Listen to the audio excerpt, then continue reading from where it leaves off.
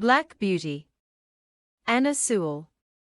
One day, whilst our cab and many others were waiting outside one of the parks, where a band was playing, a shabby old cab drove up beside ours.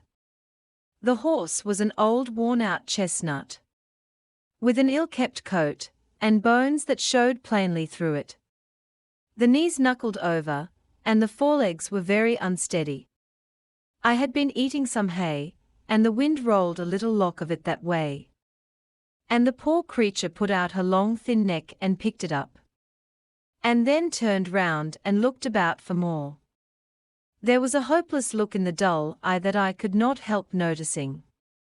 And then, as one was thinking where I had seen that horse before, she looked full at me and said, "Black Beauty, is that you?" It was Ginger. But how changed! The beautifully arched and glossy neck was now straight and lank, and fallen in. The clean straight legs and delicate fetlocks were swelled. The joints were grown out of shape with hard work. The face, that was once so full of spirit and life, was now full of suffering, and I could tell by the heaving of her sides, and her frequent cough, how hard her breath was. Our drivers were standing together a little way off, so I sidled up to her a step or two, that we might have a little quiet talk. It was a sad tale she had to tell.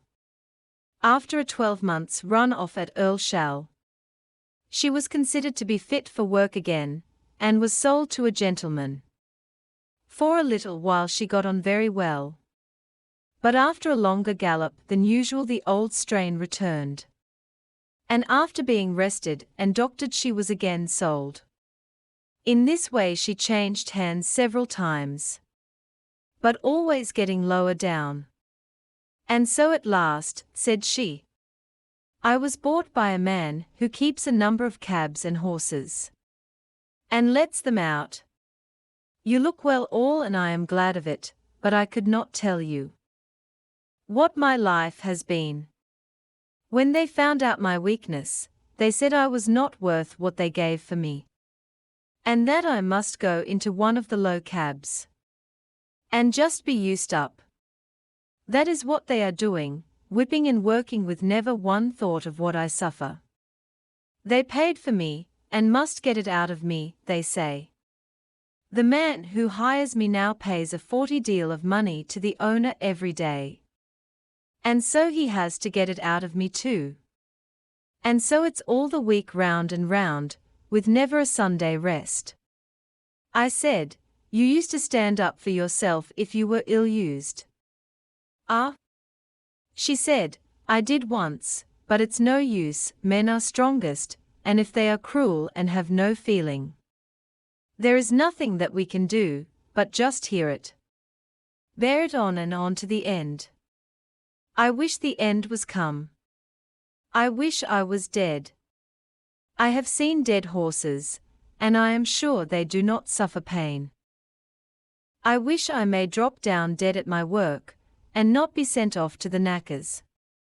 I was very much troubled, and I put my nose up to hers, but I could say nothing to comfort her. I think she was pleased to see me, for she said, You are the only friend I ever had. Just then her driver came up, and with a tug at her mouth backed her out of the line and drove off, leaving me very sad indeed. A short time after this a cart, with a dead horse in it, passed our cab stand.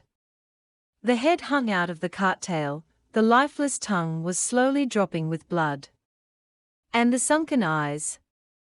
But I can't speak of them, the sight was too dreadful. It was a chestnut horse with a long thin neck. I saw a white streak down the forehead. I believe it was Ginger. I hoped it was, for then her troubles would be over. Oh, if men were more merciful, they would shoot us before we came to such misery.